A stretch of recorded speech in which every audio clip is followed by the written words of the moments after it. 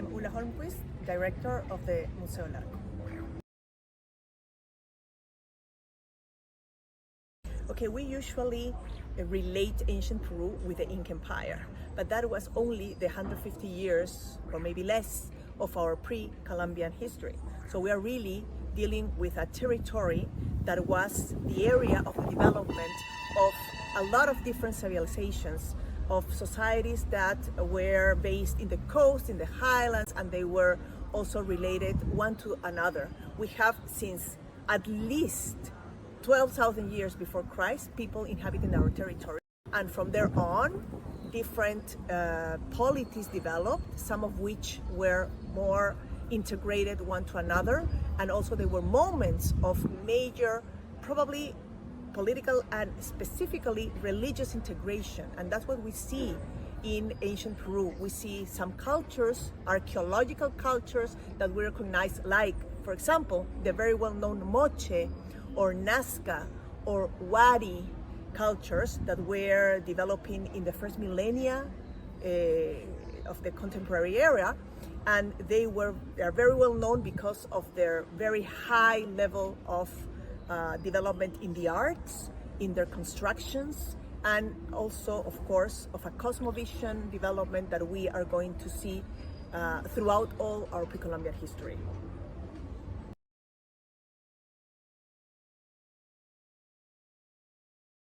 Okay, we're talking about an empire that learned how to integrate the different territories in many different ways.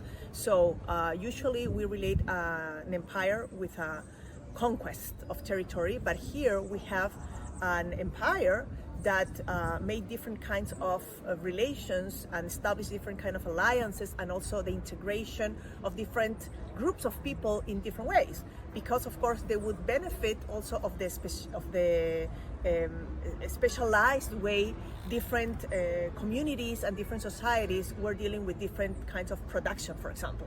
All the knowledge of construction from the altiplanic area in stone, of course, all of these things are going to be reinterpreted in a way and or enhanced by the administration of the empire, and also taken to the highest development, because we're talking about an empire that wanted to use all of these things to establish, its presence in a wide territory.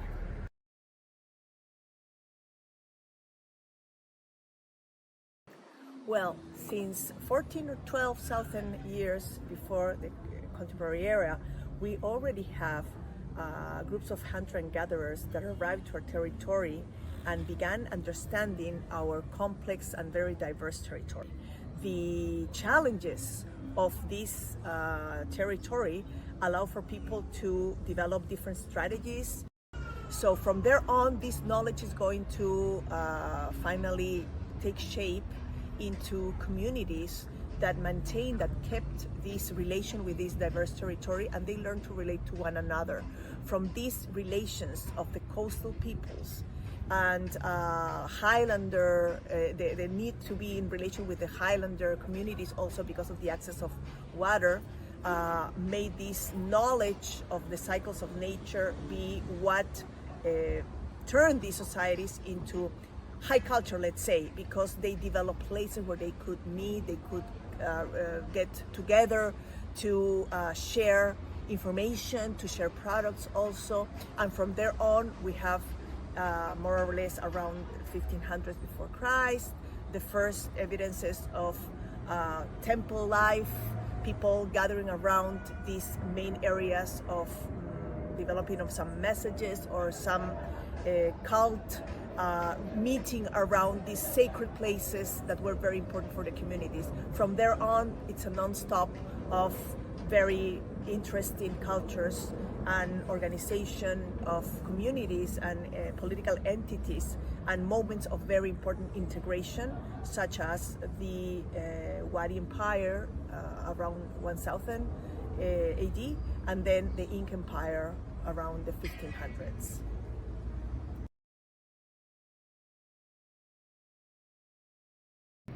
Because here in the Central Andean area, where today we have our country Peru, was an area of the development of communities that learned through a lot of years, through different moments of our pre-Columbian history, to understand what they got to develop. They got a very rich ocean, maritime resources.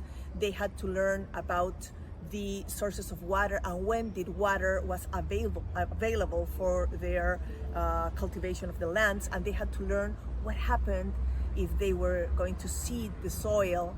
And this knowledge of the cycles of nature, of the land, of the soil, began developing cultures that were agricultural societies basically, and from there on we have an explosion of cultural development related to the way they made this land and these spaces sacred, no? And they relate to this territory in a way in which they express this sacredness of nature in a way, in their religion, in their iconography, in their art, in the way the leaders relate to these sacred forces of nature. So we have really development, a creation of a lot of material culture, which is what we use to study this high culture, and we recognize this is comparable to other parts of the world in which these agricultural societies developed.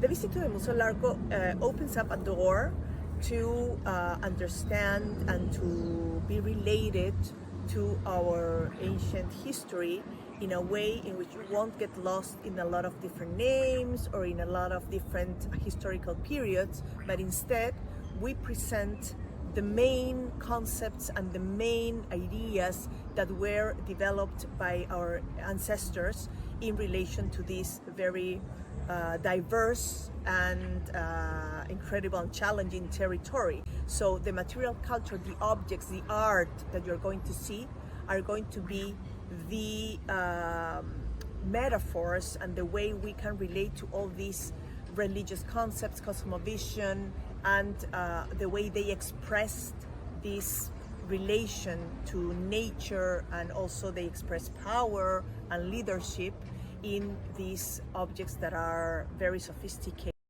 It's a very easy way to understand this richness of this ancient Peru.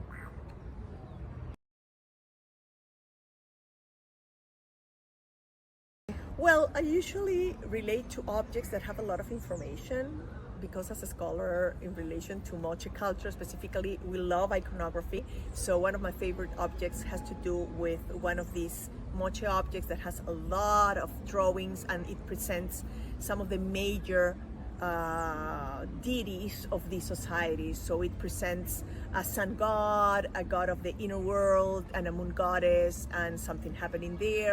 So I find these kind of objects very important because they allow us to get closer to the cosmovision of these societies that actually didn't develop a written source. This was the kind of code, of communication code, in which they tell their stories and their beliefs. So I love this kind of